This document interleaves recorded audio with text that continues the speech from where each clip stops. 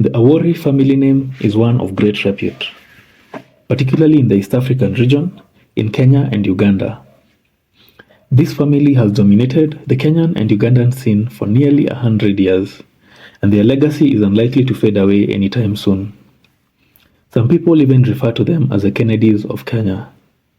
This family is found on both sides of Kenya-Uganda border, courtesy of the 19th century partition of Africa by the European colonizers, which split up their family land into a Ugandan and Kenyan side. But the Awori's claim to fame is more than just the fact that they live on both sides of the border. They are a family of remarkable individuals, with a number of them becoming trailblazers across multiple industries, from politicians to doctors, to bankers, to engineers, to administrators, among others.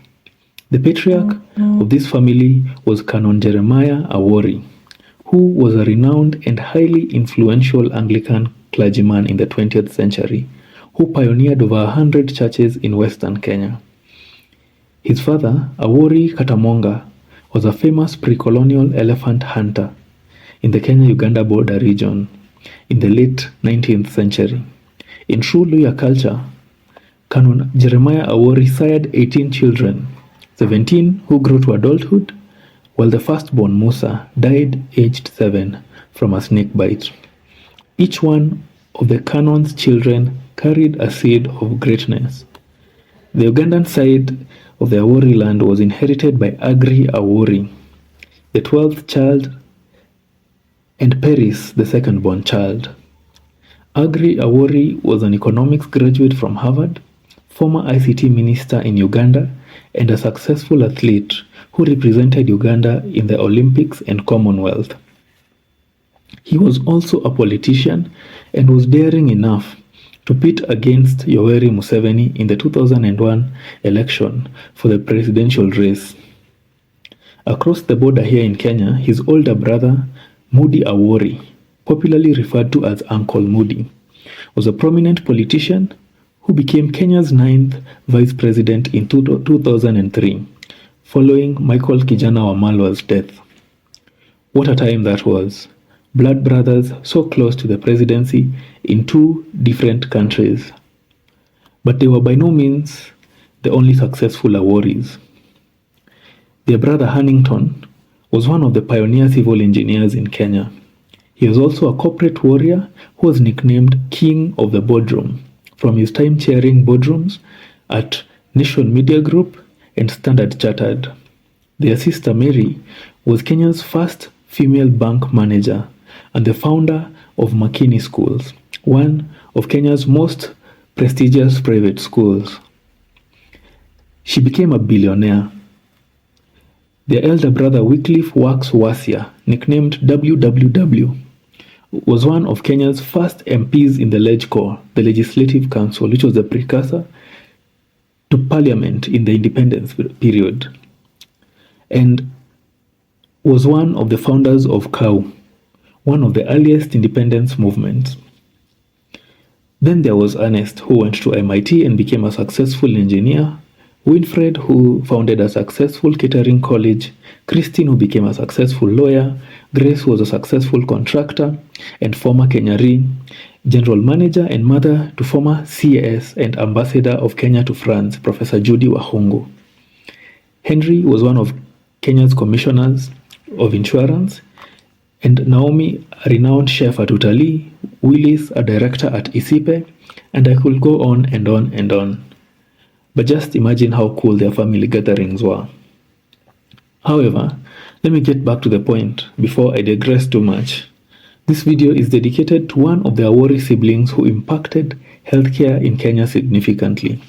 That is the late Professor Nelson Awori. He was a man who truly lived up to his family roots of excellence.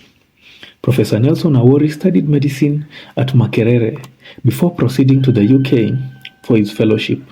He etched his name into Kenyan medical history books after he led the team that performed the first ever kidney transplant in Kenya in 1978 at Nairobi Hospital. This transplant was performed on a young Turkana girl named Kokoin, after she had a horseshoe kidney removed after being confused for an abdominal mass. A horseshoe kidney is a congenital condition where the lower poles of the kidney are fused together to form a U shape, resembling a horseshoe. This fusion typically causes the kidneys to be located in the lower abdomen.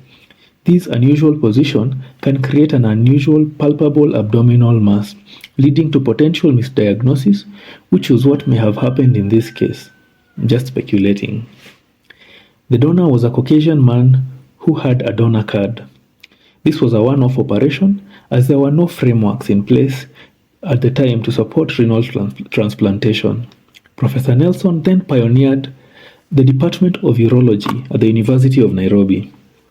Urology is a branch of medicine that focuses on the medical and surgical management of male and female urinary tract systems and the male reproductive organs. It is said that he will practice vascular anastomosis and other techniques on dogs in Chiromo. Over the next few years, strides were made to improve renal care in Kenya, with a renal center being established in KNH in 1979. A regular dialysis program was then started in Kenya in 1982, and a regular renal transplant was started in 1984. Professor Nelson Awori sadly passed on in 1986 at the age of 56 after a fatal car crash claimed his life. It was after his demise that the government requested Professor George Magoha to return to Kenya from Nigeria, where he was working as a urological surgeon and lecturer at the University of Lagos. The late Professor George Magoha was one of the most prominent Kenyan surgeons and administrators, so it probably need a whole dedicated video to do justice to his career. Over the years, great scientific, infrastructural, and legislative advancements have been made in renal and transplant medicine. From 2012 to 2022, over 700 patients had received renal transplants in Kenya, with about 300 in KNH. This number has likely almost doubled over the past few years, which is great improvement, but does not yet fully meet the needs of thousands of patients in Kenya who are eligible and would greatly benefit from renal transplant. Most of the strides to improve renal care in Kenya have been made over the past 15 years. In 2010, the Interlife Transplant Program with Novartis was started to build capacity for Kenyans transplant. In 2014, a tender to supply hemodialysis units to all 47 counties in Kenya was issued. In 2015, the building of the East African Kidney Institute was started and is still under construction. It is this big brown building that you usually see from Ngong Road. This is meant to be a state-of-the-art kidney institute that will comprise outpatient and diagnostic facilities for patients with renal and urological health issues, as well as research, inpatient and surgical facilities. In 2016, NHIF began covering dialysis as part of the broader effort to expand essential health services for Kenyans, covering 2 sessions per week. The Health Act of 2017 that was assented by President Uhuru permitted for people to donate organs even after their death, even allowing for family members to give consent for the donation of the deceased organ, even in absence of a formal explicit will. This was a great stride in trying to ease the pain and the multiple barriers to donation that exist in Kenya.